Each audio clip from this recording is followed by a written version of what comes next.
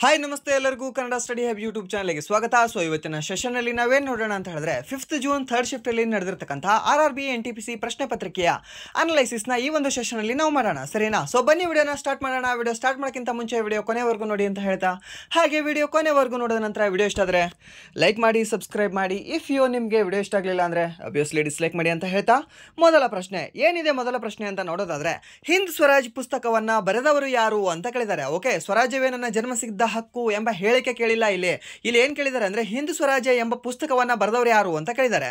So ಇದಕ್ಕೆ ಸರಿಯಾದ ಉತ್ತರ ಹೇಳೋದಾದರೆ ಆಪ್ಷನ್ ಬಿ, ಮಹಾತ್ಮ ಗಾಂಧೀಜಿಯವರು ಬರೆದಿದ್ದಾರೆ ಇದನ್ನ, ಸರಿನಾ? ಸೊ ಈ ಹಿಂದ್ ಸ್ವರಾಜ್ ಅನ್ನುವ ಪುಸ್ತಕವನ್ನು ಬರೆದವರು ಯಾರು ಅಂದರೆ ಈ ಮಹಾತ್ಮ ಗಾಂಧೀಜಿಯವರು. ಹಾಗೆ ನನ್ನ ಸತ್ಯಾನ್ವೇಷಣೆ ಎನ್ನುವ ಪುಸ್ತಕವನ್ನು ಬರೆದವರು ಕೂಡ ಇದೇ ಮಹಾತ್ಮ ಗಾಂಧೀಜಿಯವರು ಬರೆದಿರ್ತಾರೆ. ಹಾಗೆ ಯಂಗ್ ಇಂಡಿಯಾ ಅನ್ನುವ ಪುಸ್ತಕವನ್ನು ಬರೆದವರು ಯಾರು ಅಂದರೆ ಇದೇ ಮಹಾತ್ಮ ಗಾಂಧೀಜಿಯವರು. ಯಂಗ್ ಇಂಡಿಯಾ ಬರೆದವರು ಮಹಾತ್ಮ ಗಾಂಧೀಜಿಯವರು, ಓಲ್ಡ್ ಪರ್ಸನ್ ಮಹಾತ್ಮ ಗಾಂಧೀಜಿ. ಹಾಗೆ ನ್ಯೂ ಇಂಡಿಯಾ ಪುಸ್ತಕವನ್ನು ಬರೆದವರು ಯಾರು ಅಂದರೆ ಈ ಅನ್ನಿ ಬೆಸೆಂಟ್ ಅವರು ಬರ್ತಾರೆ. ಹಾಗೆ ಕಾಮನ್ವೆಲ್ತ್ ಎನ್ನುವ ಪತ್ರಿಕೆಯನ್ನು ಹೊರಡಿಸಿದವರು ಯಾರು ಅಂದರೂ ಕೂಡ ಇದೇ ಅಗೇನ್ ಅನ್ನಿ ಬೆಸೆಂಟ್ ಅಂತ ಬರ್ತಾರೆ, ಸರಿನಾ?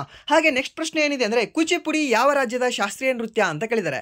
ಕೂಚಿಪುಡಿ ಅನ್ನೋದು ಯಾವ ಒಂದು ರಾಜ್ಯದ ಶಾಸ್ತ್ರೀಯ ನೃತ್ಯವಾಗಿದೆ ಅಂದರೆ ಆಂಧ್ರ ಪ್ರದೇಶ ರಾಜ್ಯದ ಶಾಸ್ತ್ರೀಯ ನೃತ್ಯವಾಗಿದೆ. ಹಾಗೆ ಆಂಧ್ರ ಪ್ರದೇಶ ರಾಜ್ಯದ ಏಕೈಕ ಶಾಸ್ತ್ರೀಯ ನೃತ್ಯವಾಗಿದೆ. ಹಾಗೆ ಯಾವ ಒಂದು ರಾಜ್ಯ 2 ಶಾಸ್ತ್ರೀಯ ನೃತ್ಯಗಳನ್ನು ಹೊಂದಿದ್ದಾವೆ ಅಂತ ಕೇಳಿದ್ರೆ ನಿಮಗೆ ಕ್ವಶನ್ನು ಕೇರಳ ಅಂತ ಅದಕ್ಕೆ ಸರಿಯಾದ ಉತ್ತರ ಆಗುತ್ತೆ. ಯಾಕೆಂದರೆ ಕಥಕಳಿ ಮತ್ತು ಮೋಹಿನಿಯಟ್ಟಂ ಎಂಬ 2 ಶಾಸ್ತ್ರೀಯ ನೃತ್ಯಗಳನ್ನು ಒಂದೇ ಒಂದು ರಾಜ್ಯ ಹೊಂದಿದೆ. ಹಾಗೆ ನಮ್ಮಲ್ಲಿ ಟೋಟಲಿ ಎಷ್ಟು ಶಾಸ್ತ್ರೀಯ ನೃತ್ಯಗಳಿದ್ದಾವೆ? ಕ್ವಶನ್ ತಪ್ಪಾಯಿತು. ಇದು ಹೇಗೆ ತಪ್ಪಾಯಿತು? ಟೋಟಲಿ ಎಷ್ಟು ಶಾಸ್ತ್ರೀಯ ನೃತ್ಯಗಳು ತಪ್ಪಾಯಿತು. ಬಟ್ ಯಾರ ಪ್ರಕಾರ ಅಂತ ಕೇಳಬೇಕಲ್ವಾ ಇವಾಗ ನಾನು.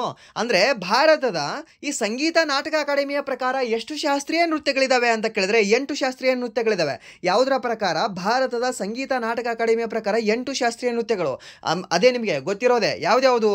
ಒಂದು ಕಥಕಳಿ, ಮತ್ತು ಮೋಹಿನಿಯಟ್ಟಂ, ಮತ್ತು ಭರತನಾಟ್ಯ, ಕಥಕ್, ಮಣಿಪುರಿ, ಕುಚಿಪುಡಿ, ಒಡಿಸಿ ಮತ್ತು ಸತ್ರಿಯ ಎಂಬ ಶಾಸ್ತ್ರೀಯ ನೃತ್ಯಗಳು, ಸರಿನಾ? ಹಾಗೆ ಇನ್ನೊಂದು ಭಾರತದ ಈ ಸಾಂಸ್ಕೃತಿಕ ಸಚಿವಾಲಯದ ಪ್ರಕಾರ, ಈ ಭಾರತದ ಸಾಂಸ್ಕೃತಿಕ ಸಚಿವಾಲಯ ಇದೆ ಅಲ್ವಾ, ಈ ಸಾಂಸ್ಕೃತಿಕ ಸಚಿವಾಲಯದ ಪ್ರಕಾರ ಎಷ್ಟು ಶಾಸ್ತ್ರೀಯ ನೃತ್ಯಗಳಿದ್ದಾವೆ ಅಂತ ಕೇಳಿದ್ರೆ 9 ಬರ್ತವೆ, ಸರಿನಾ? 9 ಬರ್ತವೆ, ನಾಟ್ 8 ಆಗುವುದಿಲ್ಲ, 9 ಆಗ್ತದೆ. ಈ ಸಂಗೀತ ನಾಟಕ ಅಕಾಡೆಮಿಯ ಪ್ರಕಾರ ಮಾತ್ರ 8 ಇದ್ದಾವೆ.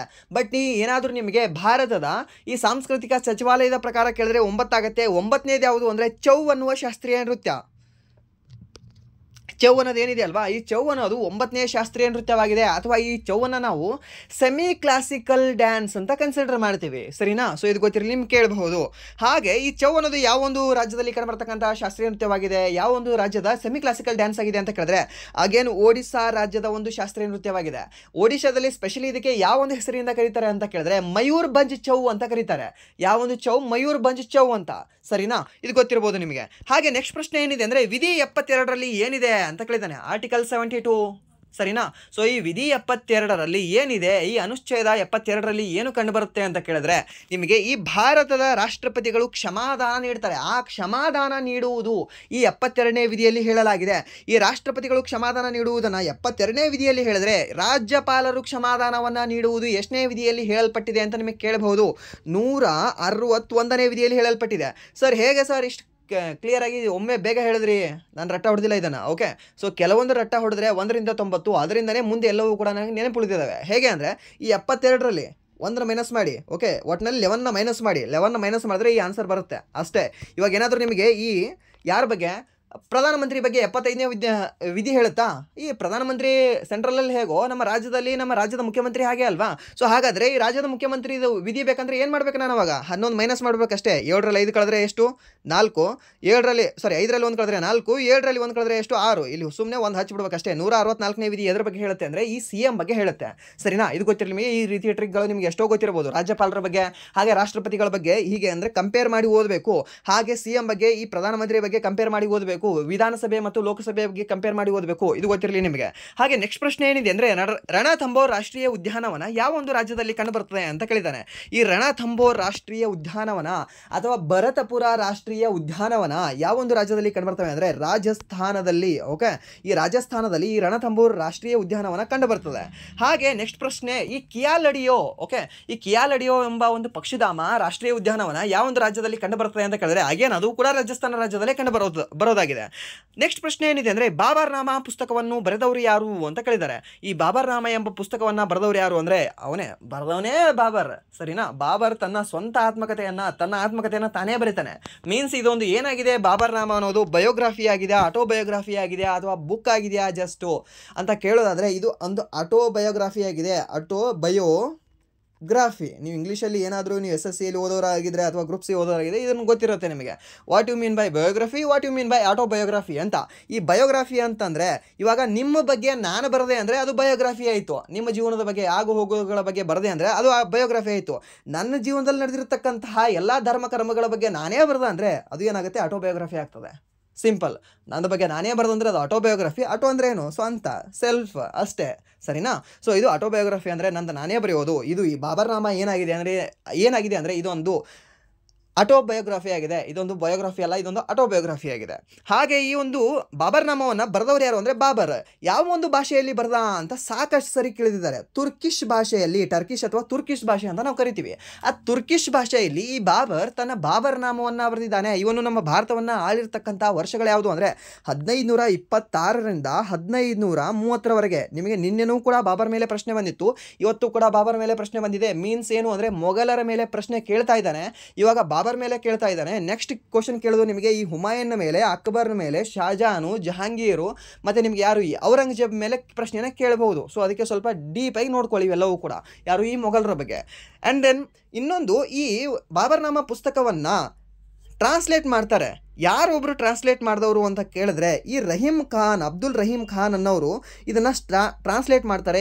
ಖಾನ್ ಪಾರ್ಸ್ ಎಂಬ ಒಂದು ಹೆಸರಿನಲ್ಲಿ ಇದನ್ನು ಟ್ರಾನ್ಸ್ಲೇಟ್ ಮಾಡ್ತಾರೆ. ಸರಿನಾ? ಇದು ಗೊತ್ತಿರಲಿ, ಕೇಳಬಹುದು ನಿಮಗೆ. ಹಾಗೆ ನೆಕ್ಸ್ಟ್ ಪ್ರಶ್ನೆ ಏನಿದೆ ಅಂದರೆ ನುವಾಖಾಯ್ ಅಥವಾ ನೌಖಾಯ್ ಹಬ್ಬವನ್ನು ಯಾವಾಗ ಪ್ರಾರಂಭವಾಗ್ತದೆ, ಯಾವ ಒಂದು ರಾಜ್ಯದಲ್ಲಿ ಇದನ್ನು ಆಚರಣೆ ಮಾಡಲಾಗ್ತದೆ ಅಂತ ಕೇಳಿದ್ದಾರೆ. ಯಾವುದು ಈ ನೌಖಾಯ್ ಹಬ್ಬವನ್ನು? ಈ ನೌಖಾಯ್ ಮತ್ತು ನಬನ್ನ ಅಂತ ಎರಡು ಬರ್ತದೆ. ಎರಡಕ್ಕೂ ಕೂಡ ಕನ್ಫ್ಯೂಷನ್ ಆಗ್ತೀರಾ. ನೌಖಾಯ್ ಯಾವ ರಾಜ್ಯ ಇರುತ್ತೆ ಅಲ್ವಾ, ಅದನ್ನು ಬೇರೆ ರಾಜ್ಯಕ್ಕೆ ಹಾಕೋದು, ನಬನ್ನ ಇರೋದನ್ನು ಈ ರಾಜ್ಯಕ್ಕೆ ಹಾಕೋದು ಅಂತ ಕನ್ಫ್ಯೂಷನ್ ಆಗುತ್ತೆ. ಏನಿಲ್ಲ, ನೌಖಾಯ್ ಅನ್ನೋದು ಒಡಿಶಾ ರಾಜ್ಯದಲ್ಲಿ ಕಂಡುಬರ್ತಕ್ಕಂತಹ ಒಂದು ಹಬ್ಬವಾಗಿದೆ. ನಬನ್ನ ಅನ್ನೋದು ಇದೇ ಒಡಿಶಾದ ಮೇಲೆ ಸ್ವಲ್ಪ ಮೇಲೆ ಹೋದ್ರೆ ವೆಸ್ಟ್ ಬೆಂಗಾಲ್ ಸಿಗುತ್ತೆ. ಆ ವೆಸ್ಟ್ ಬೆಂಗಾಲಲ್ಲಿ ನಿಮಗೆ ಕಂಡುಬರ್ತಕ್ಕಂತಹ ಒಂದು ಹಬ್ಬ ಯಾವುದು ಅಂದರೆ ನಬನ್ನ ಹಬ್ಬ. ಯಾವುದು? ಬನ್ನ ಹಬ್ಬ ಅಂತ ಕಂಡುಬರುತ್ತೆ. ಈ ನಬನ್ನ ಹಬ್ಬ ಎಲ್ಲಿ ಅಂದರೆ ವೆಸ್ಟ್ ಬೆಂಗಾಲಲ್ಲಿ. ಈ ನೌಕಾಯ್ ಹಬ್ಬ ಎಲ್ಲಿ ಅಂದರೆ ಈ ಒಡಿಶಾದಲ್ಲಿ ಕಂಡುಬರ್ತದೆ. ಇದನ್ನು ಈ ಯಾವ ಒಂದು ಋತುವಿನಲ್ಲಿ ಆಚರಣೆ ಮಾಡಲಾಗ್ತದೆ ಅಂತ ಕೇಳಿದ್ರೆ ಹೊಸ ಅಕ್ಕಿಯನ್ನು ಸ್ವಾಗತಿಸಲು ಆಚರಿಸಲಾಗುತ್ತದೆ. ಯಾವಾಗ ಅಂದರೆ ಭಾದ್ರಪದ ಅಂದರೆ ಈ ಆಗಸ್ಟ್ ಮತ್ತು ಸೆಪ್ಟೆಂಬರ್ ತಿಂಗಳ 15 ದಿನಗಳ ಪಂಚಮಿ ತಿಥಿಯಂದು 5ನೇ ದಿನದಂದು ಆಚರಿಸಲಾಗುತ್ತದೆ. ಇದು ಗಣೇಶ ಚತುರ್ಥಿ ಹಬ್ಬದ ಮರುದಿನವೇ ಬರುತ್ತದೆ. ಈ ಗಣೇಶ ಚತುರ್ಥಿಗೆ ನಾವು ಹೇಗೆ ಓದಿರ್ತೀವಿ, ಸಾಕಷ್ಟು ಸರಿ ಹೇಳಿದ್ದೀನಿ ನಿಮಗೆ, ಭಾದ್ರಪದಿ ಶುಕ್ಲದ ಚೌತಿ ಎಂದು ಮನೆಗೆ ಬರುವ ಗಣಪನ ಅದು ಸಾಂಗ್ ಇದೆ ಅಲ್ವಾ, ಈ ಗಣಪತಿಯ ಸ್ತೋತ್ರ. ಸೊ ಅದರಲ್ಲಿ ಏನು ಹೇಳ್ತದೆ, ಭಾದ್ರಪದ ಶುಕ್ಲಾದ ಅಂತ ಹೇಳ್ತದೆ ಅಲ್ವಾ. ಸೊ ಆ ಭಾದ್ರಪದ ಒಂದು ತಿಂಗಳು ಯಾವಾಗ ಬರ್ತದೆ, ಈ ಹಿಂದೂ ಮಾಸ ಯಾವಾಗ ಬರ್ತದೆ ಅಂತ ಕೇಳಿದ್ರೆ ಈ ಆಗಸ್ಟ್ ಮತ್ತು ಸೆಪ್ಟೆಂಬರ್ನ ಮಧ್ಯಭಾಗದಲ್ಲಿ ಬರ್ತದೆ. ಆಗಸ್ಟ್ನ ಒಂದು 15 ದಿನದ ನಂತರ ಈ ಸೆಪ್ಟೆಂಬರ್ನ 15ನೇ ತಾರೀಕಿನ ಹಿಂದುಗಡೆ ಬರ್ತಕ್ಕಂಥ ಏನು ದಿನಗಳಿದಾವಲ್ವ ಅವೆಲ್ಲವೂ ಕೂಡ ನಿಮಗೆ ಭಾದ್ರಪದ ಮಾಸದ ತಿಂಗಳುಗಳೇ ಆಗಿರ್ತವೆ. ಹಾಗೆ ನೆಕ್ಸ್ಟ್ ಪ್ರಶ್ನೆ ಏನಿದೆ ಅಂದರೆ ಭಾರತದ ಮೊದಲ ದಲಿತ ಉಪಪ್ರಧಾನಿ ಯಾರು ಅಂತ ಕೇಳಿದ್ದಾರೆ. ದಲಿತ ಉಪಪ್ರಧಾನಮಂತ್ರಿ ಯಾರಾಗಿದ್ದಾರೆ ಅಂತ ಕೇಳಿದ್ರೆ ಬಾಬು ಜಗಜೀವನ್ ರಾಮ್ ಆಗಿದ್ದರು ಮೊದಲ ದಲಿತ ಉಪ ಪ್ರಧಾನಮಂತ್ರಿಗಳು. ಸರಿನಾ? ಭಾರತದ ದಲಿತ ರಾಷ್ಟ್ರಪತಿ ಕೇಳಿಲ್ಲ, ಇಲ್ಲಿ ಉಪ ಪ್ರಧಾನಿ ಕೇಳಿದ್ದಾರೆ. ಸರಿನಾ? ಉಪ ಪ್ರಧಾನಿ ಯಾರಾಗಿದ್ದರು ಅಂದರೆ ಬಾಬು ಜಗಜೀವನ್ ರಾವ್. ಭಾರತ ಟೋಟಲಿ ಎಷ್ಟು ಉಪ ಪ್ರಧಾನಮಂತ್ರಿಗಳನ್ನು ಕಂಡಿದೆ ಅಂತ ಕೇಳಿದ್ರೆ ಟೋಟಲಿ 7 ಉಪ ಪ್ರಧಾನಮಂತ್ರಿಗಳನ್ನು ಮಾತ್ರ ಕಂಡಿದೆ. ಲಾಸ್ಟ್ನೇ ಉಪ ಪ್ರಧಾನಮಂತ್ರಿ ಯಾರು, ಕೊನೆಯ ಉಪ ಪ್ರಧಾನಮಂತ್ರಿ ಯಾರು? LK ಅಡ್ವಾಣಿ. ಮೊದಲ ಉಪ ಪ್ರಧಾನಮಂತ್ರಿ ಯಾರು? ಸರ್ದಾರ್ ವಲ್ಲಭಾಯ್ ಪಟೇಲ್ ಅವರ ಮೂರ್ತಿ ಎಷ್ಟು ಎತ್ತರ ಇದೆ? 182 ಮೀಟರ್ ಇದೆ. ಸರಿನಾ? ಯಾಕೆ 182 ಮೀಟರ್ ಇದೆ? ಅದಕ್ಕೆ ಆ್ಯಕ್ಚುಲಿ ಒಂದು ರೀಸನ್ ಇದೆ, ಯಾಕೆ ಅಂತ ಕಾಮೆಂಟ್ ಮಾಡಿ. ಆ್ಯಂಡ್ ದೆನ್ ಇವರನ್ನು ಏನಂತ ಕರೆಯಲಾಗುತ್ತಿತ್ತು ಅಂದರೆ ಬಾಬು ಜಗಜೀವನ್ ರಾಮ್ ಅವರನ್ನು ಬಾಬೂಜಿ ಎಂದು ಕರೆಯಲಾಗುತ್ತಿತ್ತು. ಸರಿನಾ? ಹಾಗೆ ಇವರ ಒಂದು ಮರಣದ ಸ್ಥಳ, ಇವರಿಗೆ ಏನು ಒಂದು ಇದನ್ನು ಮಾಡ್ತಾರಲ್ವ, ಅದೇನು ಗೋರಿ ಅಂತ ಹೇಳ್ತಾರೆ, ಏನಂತ ಹೇಳ್ತಾರೆ ಅದು ಅವರ ಡೆತ್ ಪ್ಲೇಸ್ಗೆ, ಅದಕ್ಕೆ ಸಮತಾ ಸ್ಥಳ ಅಂತ ಕರೆಯಲಾಗ್ತದೆ. ಓಕೆ, ಈ ಬಾಬು ಜಗಜೀವನ್ ರಾವ್ ಅವ್ರದ್ದು ಒಂದು ಆ ಡೆತ್ ಪ್ಲೇಸ್ಗೆ ಏನಂತ ಕರೆಯಲಾಗ್ತದೆ ಅಂತ ಕೇಳಿದ್ರೆ ಸಮತಾ ಸ್ಥಳ ಅಂತ ಕರೆಯಲಾಗ್ತದೆ. ಇದು ಕೂಡ ನಿಮ್ಗೆ ಗೊತ್ತಿರಲಿ. ಇವರು ಯಾವಾಗ ಪ್ರಧಾನಮಂತ್ರಿಯಾಗಿ ಕಾರ್ಯನಿರ್ವಹಿಸಿದ್ರು ಅಂತ ಕೇಳಿದ್ರೆ 1979 ಜನವರಿ 24ರಿಂದ ಜುಲೈ 28, 1979ರವರೆಗೆ ಕಾರ್ಯವನ್ನು ನಿರ್ವಹಿಸಿದ್ದಾರೆ. ಅಂದರೆ ಜನತಾ ಪಾರ್ಟಿಯಲ್ಲಿ ಇವರು ಕಾರ್ಯನಿರ್ವಹಿಸಿದ್ದಾರೆ ಅಂತ ಗೊತ್ತಾಗುತ್ತೆ ಇದರಲ್ಲಿ. ಆ್ಯಂಡ್ ನೆಕ್ಸ್ಟ್ ಪ್ರಶ್ನೆ ಏನಿದೆ ಅಂದರೆ ಆಪರೇಟಿಂಗ್ ಸಿಸ್ಟಮ್ನಲ್ಲಿ ಕರ್ನಲ್ನ ಮುಖ್ಯ ಕಾರ್ಯವೇನು ಅಂತ ಕೇಳಿದ್ದಾರೆ. ಈ ಕರ್ನಲ್ನ ಮುಖ್ಯ ಕಾರ್ಯವೇನು ಗೊತ್ತಾ? ಏನು ಅಂದರೆ ಈ ಆಪರೇಟಿಂಗ್ ಸಿಸ್ಟಮ್ನಲ್ಲಿ ಈ ಕಂಪ್ಯೂಟರ್ನ ಹಾರ್ಡ್ವೇರ್ ಮತ್ತು ಸಾಫ್ಟ್ವೇರ್ ನಡುವೆ ಇಂಟರ್ಫೇಸ್ ಆಗಿ ಕಾರ್ಯನಿರ್ವಹಿಸುವ ಒಂದು ವಿಶೇಷ ರೀತಿಯ ಸಾಫ್ಟ್ವೇರ್ ಆಗಿದೆ. ಜಸ್ಟ್ ಸಿಂಪಲ್ ಇಷ್ಟೇ ನೆನಪಿರಲಿ ನಿಮಗೆ, ಈ ಹಾರ್ಡ್ವೇರ್ ಮತ್ತು ಸಾಫ್ಟ್ವೇರ್ ನಡುವಿನ ಇಂಟರ್ಫೇಸ್ ಆಗಿದೆ ಇದು ಯಾವುದು? ಕರ್ನಲ್ ಅನ್ನುವುದು. ಎಲ್ಲಿ? ಈ ಒಂದು ಸಿಸ್ಟಮ್ಗಳಲ್ಲಿ. ನೆಕ್ಸ್ಟ್ ಪ್ರಶ್ನೆ ಏನಿದೆ ಅಂದರೆ, ಭಾರತ ಸಂವಿಧಾನದ ಯಾವ ವೇಳಾಪಟ್ಟಿಯು ಬುಡಕಟ್ಟು ಪ್ರದೇಶಗಳ ಆಡಳಿತವನ್ನು ತಿಳಿಸುತ್ತದೆ ಮತ್ತು ಬುಡಕಟ್ಟು ನ್ಯಾಯಾಲಯಗಳ ರಚನೆಗೆ ಸಂಬಂಧಿಸಿದ ನಿಬಂಧನೆಗಳನ್ನು ಒಳಗೊಂಡಿದೆ ಅಂತ ಕೇಳಿದ್ರೆ, ವೇಳಾಪಟ್ಟಿ ಅಂತ ಕೇಳಿದ್ದಾನೆ, ಮೀನ್ಸ್ ಅನುಸೂಚಿ ಅಂತ ಕೇಳಿದ್ದಾನೆ, ಮೀನ್ಸ್ ಶೆಡ್ಯೂಲ್ ಅಂತ ಕೇಳಿದ್ದಾನೆ. ಎಷ್ಟನೇದು ಅಂದರೆ 6ನೇ ಶೆಡ್ಯೂಲಲ್ಲಿ ಹೇಳಲ್ಪಟ್ಟಿದೆ. ಯಾವುದು? ಈ ನ್ಯಾಯಾಲಯಗಳ ರಚನೆಗೆ ಸಂಬಂಧಿಸಿದಂತೆ, ಬುಡಕಟ್ಟು ನ್ಯಾಯಾಲಯಗಳ ರಚನೆಗೆ ಸಂಬಂಧಿಸಿದಂತೆ ಹೇಳಲ್ಪಟ್ಟ ಒಂದು ಅನುಸೂಚಿ ಯಾವುದಂದರೆ ಈ 6ನೇ ಅನುಸೂಚಿ. 6ನೇ ವಿಧಿ ಅಲ್ಲ, 6ನೇ ಅನುಸೂಚಿ. ಕ್ಲಿಯರಿಟಿ ಇರಲಿ ನಿಮಗೆ. ಟೋಟಲಿ ಎಷ್ಟು ಅನುಸೂಚಿಗಳಿದ್ದಾವೆ? ಟೋಟಲಿ 12 ಅನುಸೂಚಿಗಳಿದ್ದಾವೆ. ಟೋಟಲಿ ಎಷ್ಟು? ವೇಳಾಪಟ್ಟಿ, ಅನುಸೂಚಿ, ಶೆಡ್ಯೂಲ್ 3 ಒಂದೇ ನೇಮು. ಸರಿನಾ? ಸೊ ಗೊತ್ತಿರಿ ನಿಮಗೆ. ಮತ್ತು ನೆಕ್ಸ್ಟ್ ಪ್ರಶ್ನೆ ಏನಿದೆ ಅಂದರೆ, 2024ರ ಭಾರತದ ಶಿಶು ಮರಣ ಪ್ರಮಾಣ ಎಷ್ಟಿದೆ ಅಂತ ಕೇಳಿದ್ದಾರೆ. ಇನ್ಫ್ಯಾಂಟ್ ಮಾರ್ಟಾಲಿಟಿ ರೇಟ್ ಎಷ್ಟು ಅಂತ ಕೇಳಿದ್ದಾರೆ. ಎಷ್ಟಿದೆ ಅಂತ ಕೇಳಿದ್ರೆ 1,000 ಜನನಗಳಿಗೆ 25.8ರಷ್ಟು ಆಗಿದೆ. ಹಾಗೆ 2023ರಲ್ಲಿ ಎಷ್ಟಾಗಿತ್ತು ಅಂತ ಕೇಳಿದ್ರೆ 26.6ರಷ್ಟಾಗಿತ್ತು. ಸರಿನಾ? 26.6ರಷ್ಟು ಎಷ್ಟರಲ್ಲಿ ಅಂದರೆ 2023ರಲ್ಲಿ. 24ರಲ್ಲಿ ಎಷ್ಟು ಅಂದರೆ 25.8ರಷ್ಟು ಆಗಿದೆ. ಮೀನ್ಸ್ 1,000 ಮಕ್ಕಳು ಹುಟ್ಟುದು ಅಂದರೆ ಅದರಲ್ಲಿ ಎಷ್ಟು ಶಿಶುಗಳು ಡೆತ್ ಆಗ್ತಿದ್ದಾವೆ ಅಂತ ಕೇಳಿದ್ರೆ 25.8 ಶಿಶುಗಳು ಡೆತ್ ಆಗ್ತಾ ಇದ್ದಾವೆ. ಸರಿನಾ? ಸೊ ರೀಸೆಂಟಾಗಿ ಒಂದು 6 ತಿಂಗಳ ಹಿಂದೆ ಬಳ್ಳಾರಿಯಲ್ಲಿ ಸಾಕಷ್ಟು ಮರಣ ಪ್ರಮಾಣಗಳು ಆಯಿತು ಹಾಸ್ಪಿಟ್ಲ್ಗಳಲ್ಲಿ, ಸ್ಪೆಷಲಿ ಗೌರ್ಮೆಂಟ್ ಹಾಸ್ಪಿಟ್ಲ್ ಆಗಲಿ ಅಥವಾ ಖಾಸಗಿ ಆಸ್ಪತ್ರೆಗಳಾಗಲಿ. ಸ್ಪೆಷಲಿ ಎಲ್ಲಿ ಅಂತಂದರೆ ಈ ಬಳ್ಳಾರಿಯಲ್ಲಿ. ಅದರ ಬಗ್ಗೆ ನಿಮಗೆ ಏನಾದರೂ ಈ ಗ್ರೂಪ್ ಸಿ ಅಲ್ಲಿ ಕೇಳಬಹುದು, ಅಥವಾ ನಿಮಗೆ ಈ PSI ಯಾರಾದರೂ ಎಕ್ಸಾಮ್ ಬರೆಸಿದರೆ ಅಲ್ಲಿ ಇದರಲ್ಲಿ ಕೇಳಬಹುದು ನಿಮಗೆ ಪ್ರಬಂಧಗಳಲ್ಲಿ. ಅದರ ಸ್ವಲ್ಪ ಕಾನ್ಸೆಪ್ಟ್ನ ನೀವು ತಿಳ್ಕೊಳ್ಳಿ. ಸರಿನಾ? ಆ್ಯಂಡ್ ದೆನ್ ನೆಕ್ಸ್ಟ್ ಪ್ರಶ್ನೆ ಏನಿದೆ ಅಂದರೆ, 10 kg ದ್ರವ್ಯರಾಶಿ ಮತ್ತು 5 ಮೀಟರ್ ಸೆಕೆಂಡ್ ವೇಗದಲ್ಲಿ ಚಲಿಸುವ ವಸ್ತುವಿನ ಒಟ್ಟು ಬಲವು ಎಷ್ಟಿರುತ್ತದೆ ಅಂತ ಕೇಳಿದಾನೆ. ಎಷ್ಟಿರ್ತದೆ ಅಂತ ಕೇಳಿದ್ರೆ ಇದೊಂದು ಫೇಮಸ್ ಕ್ವಶನ್. ಇದಕ್ಕೆ ಆನ್ಸರ್ ಡೈರೆಕ್ಟ್ ಏನಂದರೆ 0 ನ್ಯೂಟನ್ ಆಗಿರ್ತದೆ.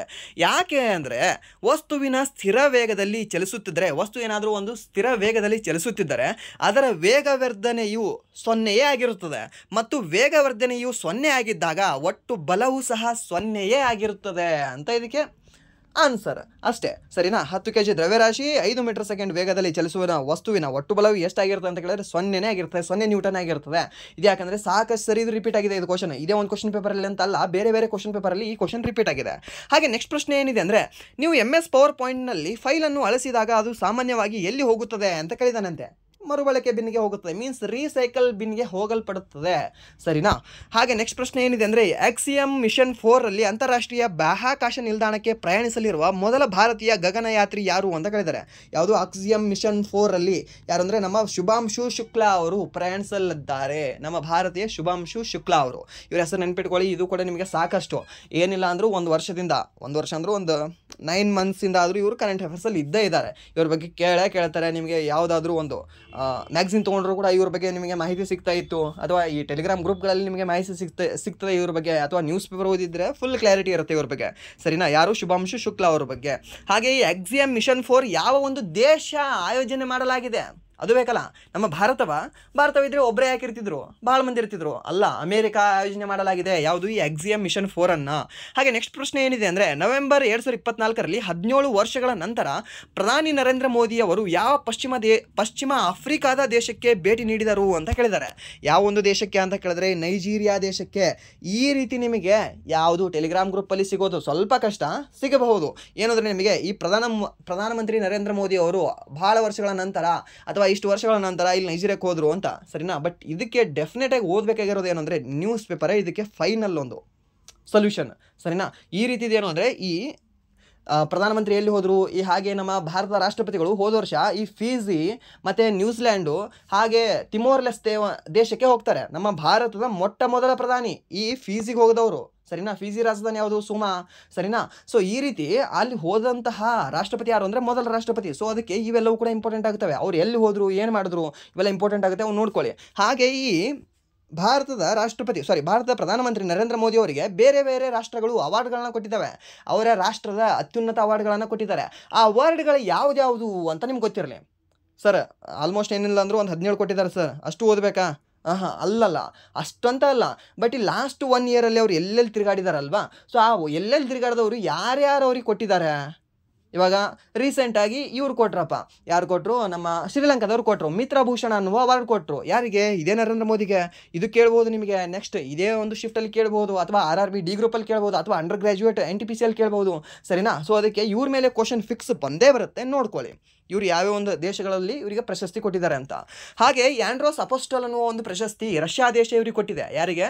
ಈ ನರೇಂದ್ರ ಮೋದಿ ಅವರಿಗೆ. ಹಾಗೆ ನೆಕ್ಸ್ಟ್ ಪ್ರಶ್ನೆ ಏನಿದೆ ಅಂದರೆ, ಏಕಲವ್ಯ ಮಾಡೆಲ್ ರೆಸಿಡೆನ್ಸಿಯಲ್ ಸ್ಕೂಲ್ ಯಾವ ವರ್ಷದಲ್ಲಿ ಪ್ರಾರಂಭವಾಯಿತು ಅಂತ ಕೇಳಿದರೆ, ಯಾವ ವರ್ಷ ಪ್ರಾರಂಭವಾಯಿತು ಅಂತ ಕೇಳಿದ್ರೆ 1997ರಲ್ಲಿ ಪ್ರಾರಂಭವಾಗ್ತದೆ. ಯಾವುದು? ಈ ಏಕಲವ್ಯ ಮಾಡೆಲ್ ಸ್ಕೂಲ್ ಏನಿದೆ ಅಲ್ವಾ, ಇದು ಎಷ್ಟರಲ್ಲಿ ಅಂದರೆ 1997ರಲ್ಲಿ, ಗೊತ್ತಿರ್ಬೋದು ನಿಮಗೆ. ಹಾಗೆ ಟ್ರೈ ಯಾವಾಗ ಸ್ಟಾರ್ಟ್ ಆಗುತ್ತೆ? Telecom regulatory authority of India, ಆ ಟ್ರೈ ಕೂಡ ಸ್ಟಾರ್ಟ್ ಆಗಿರೋದು ಇದೇ 1997ರಲ್ಲಿ. ಇದು ಏಕಲವ್ಯ ಕೂಡ ಟ್ರೈ ಮಾಡ್ತಾ ಇದ್ರು, ಸರಿನಾ? ಹಾಗೆ ಆ ಟ್ರೈ ಅನ್ನೋದು ಕೂಡ ಇದೇ ವರ್ಷದಲ್ಲಿ ಬಂದಿದೆ ಅಂತ ನೆನ್ಪಿಟ್ಕೊಳ್ಳಿ. Try means not a try, ಈ ಟ್ರೈ ಅಲ್ಲ, ಓಕೆ. TRAI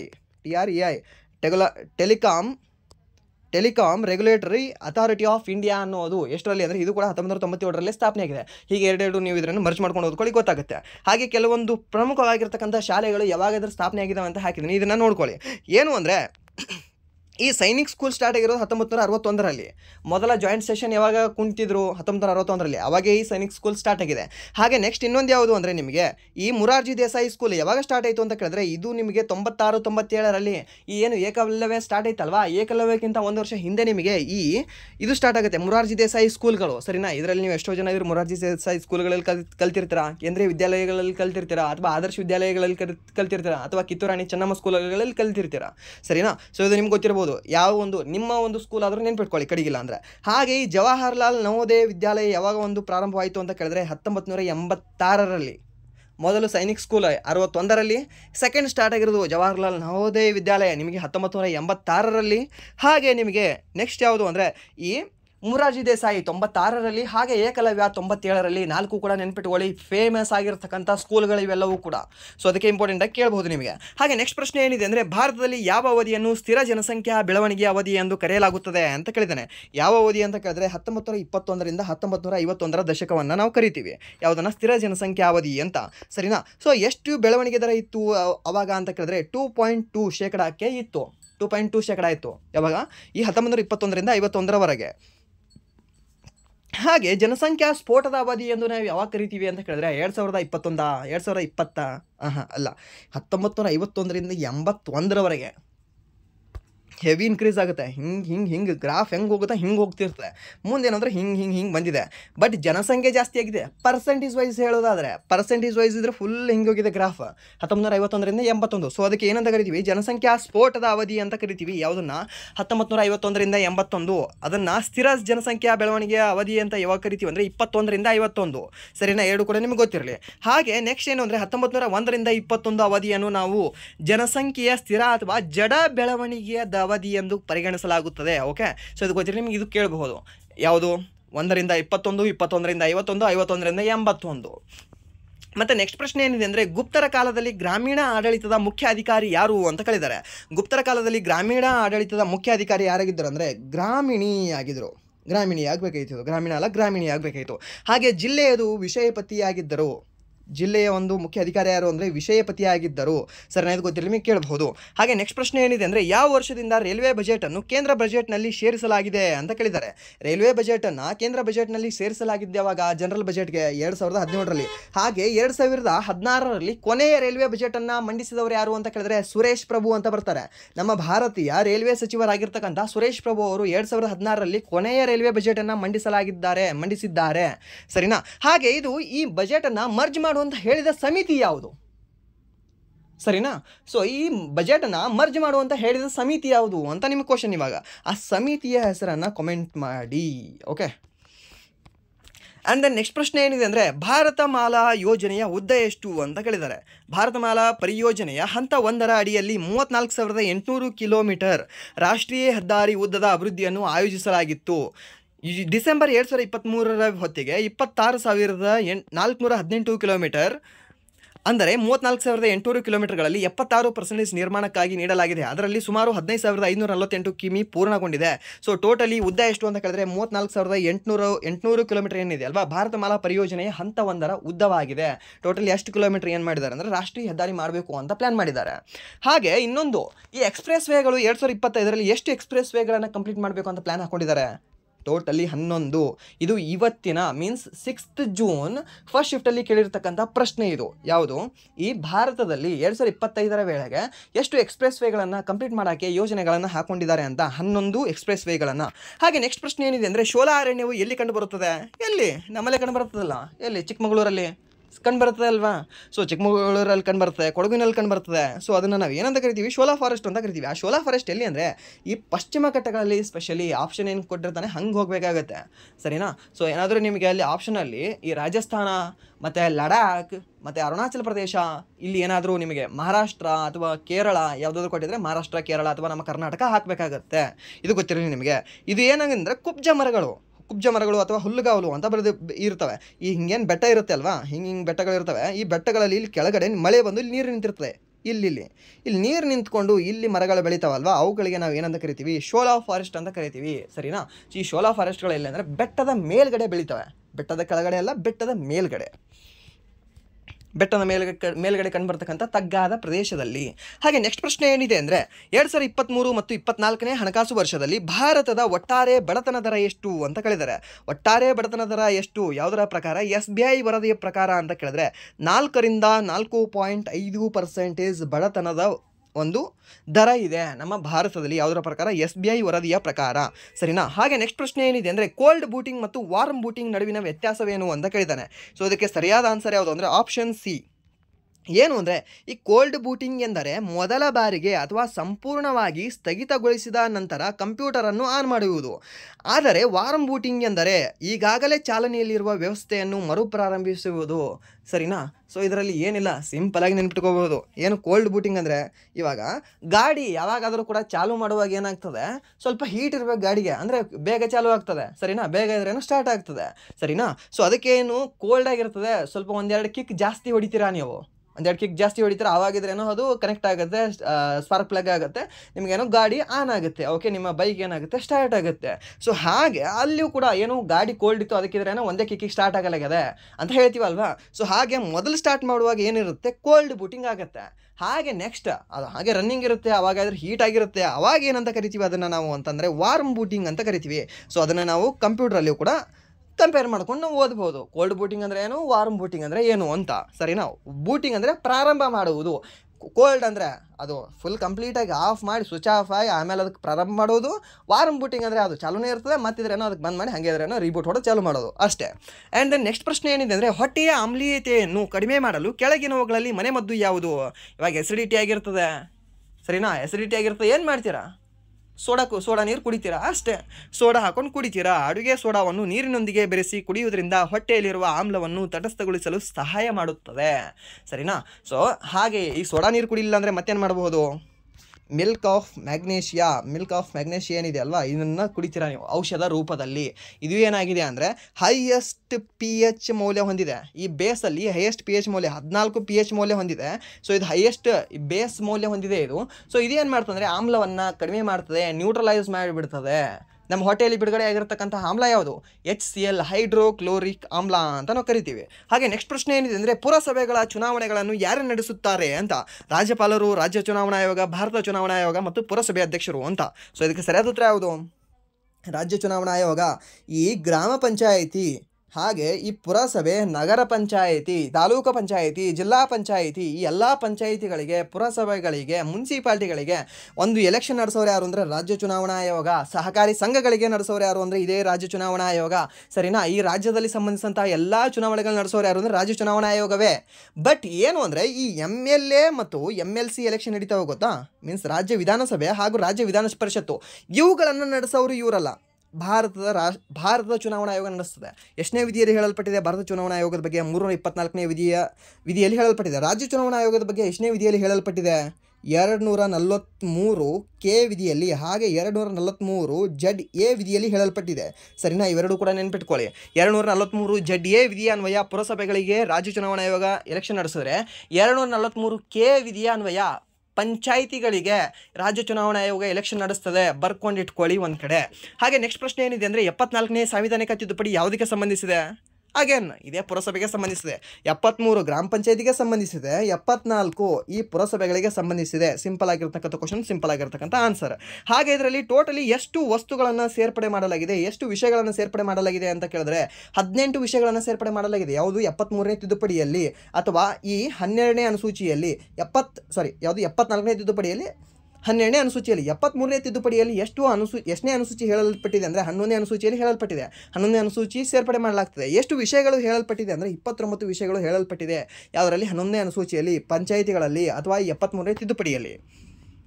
ಹಾಗೆ ನೆಕ್ಸ್ಟ್ ಪ್ರಶ್ನೆ ಏನಿದೆ ಅಂದರೆ ಭಾರತದ ರಾಷ್ಟ್ರೀಯ ಕಾಂಗ್ರೆಸ್ನ ಮೊದಲ ಸಮ್ಮೇಳನ ಎಲ್ಲಿ ನಡೆಯಿತು ಅಂತ ಕೇಳ್ತಾರೆ. ಎಲ್ಲಿ ಅಂದರೆ ಮುಂಬೈನ ಗೋಕುಲ್ ದಾಸ್ ತೇಜ್ಪಾಲ್ ಸಂಸ್ಕೃತ ಕಾಲೇಜಿನಲ್ಲಿ ನಡೆಸಲಾಗ್ತದೆ. ಯಾವಾಗ ಅಂದರೆ ಡಿಸೆಂಬರ್ 28, 1885ರಲ್ಲಿ. ಇದನ್ನು ಸ್ಥಾಪನೆ ಮಾಡಿದವರು ಯಾರಂದರೆ ಅಲೆನ್ ಆಕ್ಟಿವಿಯನ್ ಹ್ಯೂಮ್ ಅಂತ ಅಥವಾ AO ಹ್ಯೂಮ್ ಅಂತ ನಾವು ಶಾರ್ಟ್ಕಟಾಗಿ ಕರಿತೀವಿ ಇವರನ್ನು. ಸೊ ಟೋಟಲಿ ಎಷ್ಟು ಜನ ಭಾಗವಹಿಸಿದ್ರು ಅಂತ ಕೇಳಿದ್ರೆ 72 ಜನ ಮಾತ್ರ ಭಾಗವಹಿಸಿದ್ರು.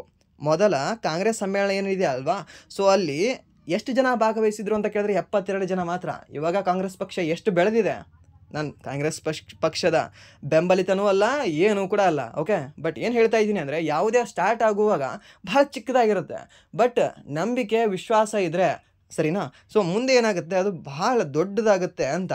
ಸರಿನಾ, ಹಾಗೆ ಈಗ ಲೈಕ್ ನೀವು ಆಮ್ ಆದ್ಮಿ ಪಾರ್ಟಿ ತೊಗೊಳ್ಳಿ ಅಥವಾ ಈ BJP ತೊಗೊಳ್ಳಿ, ಸರಿನಾ, ಸೊ ಇಲ್ಲ ಅಂತಂದರೆ ಜನತಾ ಪಾರ್ಟಿ ತೊಗೊಳ್ಳಿ, ಇವೆಲ್ಲವೂ ಕೂಡ ಎಷ್ಟಿತ್ತು, ಚಿಕ್ಕದಾಗೇ ಇತ್ತು. ಸರಿನಾ, ಇವಾಗ ಯಾವುದು ನಮ್ಮ ಪ್ರಜಾಕೀಯ ಪಕ್ಷ ಬರ್ತಾ ಇದೆ, ಉಪೇಂದ್ರ ಅವ್ರದ್ದು ಪ್ರಜಾಕೀಯ ಪಕ್ಷ ಈಗ ಚಿಕ್ಕದಾಗೇ ಇದೆ. ಸರಿನಾ, ಸೊ ಮುಂದೆ ಅದು ಕೂಡ ದೊಡ್ಡದಾಗ್ಬೋದು, ಮೇ ಬಿ ಕರಪ್ಷನ್ ಲೆಸ್ ಆಗಿರ್ಬೋದೇನೋ ಅದು. ಸರಿನಾ, ಸೊ ಆ ರೀತಿ ಸ್ಟಾರ್ಟ್ ಮಾಡುವಾಗ ಚಿಕ್ಕದಾಗಿರುತ್ತೆ. ಸೊ ಸ್ಟಾರ್ಟ್ ಮಾಡಿದಾಗ ಚಿಕ್ಕದಾಗಿದೆ ಅಂತ ಇದ್ದರೆ ಹೆದರೋದೇನಿಲ್ಲ.